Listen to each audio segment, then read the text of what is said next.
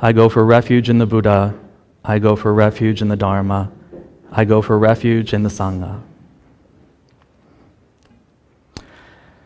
So I feel a little silly sitting up here with so many eminent monks and nuns at the gathering, but part of the purpose of the gathering is for us to hear from monastics in different traditions, so thank you for inviting me to speak. However, even though I'm in the Korean tradition, my talk today, my brief words on the Dharma, are inspired by something that I read from Jetsunma Tenzin Palmo a number of years ago that has stayed with me. And I'm paraphrasing here, but she talked about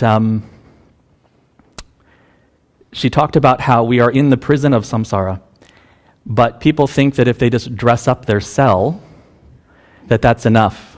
Paint the walls a nice shade of green, get some curtains, some flowers, a nice lamp, pretty pillows for the bed, and that's good. That's what we can do. But this isn't enough because we are still in the prison. This is what we do. We keep grasping and clinging, looking for bits of happiness, lasting happiness in things that cannot last, in temporary things. We're really like addicts. Right? We're drug addicts, constantly looking for that next hit of happiness. In fact, I would say the only difference between people that we identify as drug addicts and the rest of us is that our addictions are more socially acceptable. That's really the only difference. And of course, we do this because we have some success. We wouldn't have cultivated this habit over countless lifetimes of chasing after lasting happiness and things that don't last if we didn't have success. We do get some happiness. But we end up, we're like the hungry ghosts. We eat and it turns to molten lead in our mouths. Even when we do find happiness, it doesn't last. So I first came to the Dharma, I'm 44 now. I first came to the Dharma when I was 12. My father became a professor of political science, but he took a year out to explore religion. He got a scholarship to go to what was then called the Claremont Theological Seminary in Southern California, and I found his World Religions textbook, which, speaking of patriarchy this week, was ever so inclusively titled Man's Religions. I noticed that right away. So for some reason, I immediately read the section on Buddhism, and of course it was a college-level textbook, and I was 12 years old. There was plenty, I'm sure, I didn't understand. But when I read the Four Noble Truths, my eyes about jumped out of my skull. I stopped reading. I'm getting choked up a little thinking about it. It was a physical reaction to the Buddhist teachings, and I thought, that's it. That's what I want to do. So fast forward a few years, I was 15, and my mother's from the LA area, so I went to visit my grandparents. And you could see Mount Baldy from my grandparents' front lawn. Some of you have heard of the Mount Baldy Zen Center. That was my first real interaction, because I grew up in Normal, Illinois, which even now is not exactly a hotbed of Buddhist activity. My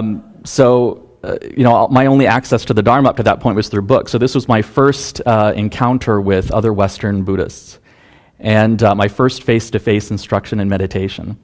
And then a few days later, I'd been going to the local library reading Zen and the Art of Motorcycle Maintenance. So I was walking back to my grandparents' place from the library, and I looked up at the mountains and I said, I'm going to be a monk someday. Now, I told my friends at school, in high school, I said, I'm going to ordain someday. I'm going to be a Buddhist monk. And they were like, yeah, right. Ta-da! I showed you. So it took me till I was 30 to finally ordain, but I did it. I finally did it. And of course, I've been bumbling and stumbling my way through this monastic life.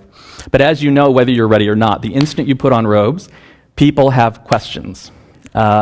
So more than once over the years, people have, approached me and asked me about my monastic life, and they just cannot understand how I could give up what they perceive to be the causes of happiness. They're like, no sex, no beer, you can't have alcohol? What's wrong with you?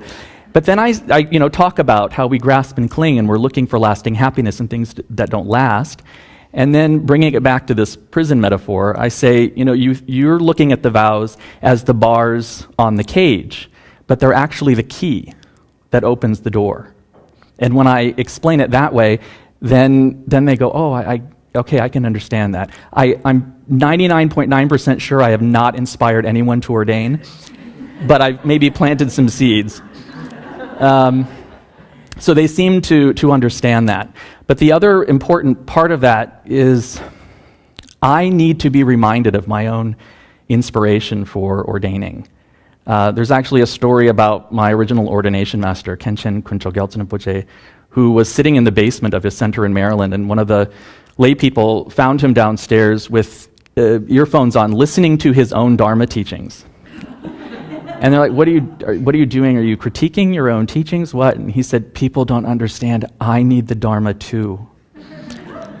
So I feel the same way. I'm reminded of my own vocation as a monk.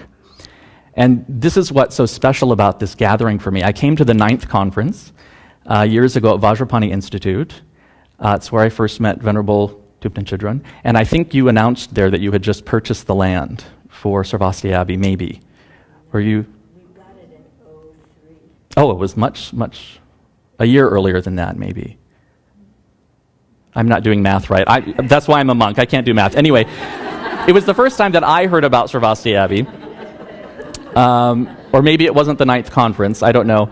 But anyway, I was really inspired by that. And I'm inspired by seeing all of you in robes. I live in a Vietnamese Buddhist community, a temple community. There are monks and nuns in a house next door. But it's different seeing Westerners in robes and hearing your stories and learning about the work that you're doing to establish the Sangha in the West. So thank you very much. Thank you. And it's my prayer that we will all go back to our communities re-energized and inspired to continue doing this work. Thank you very much.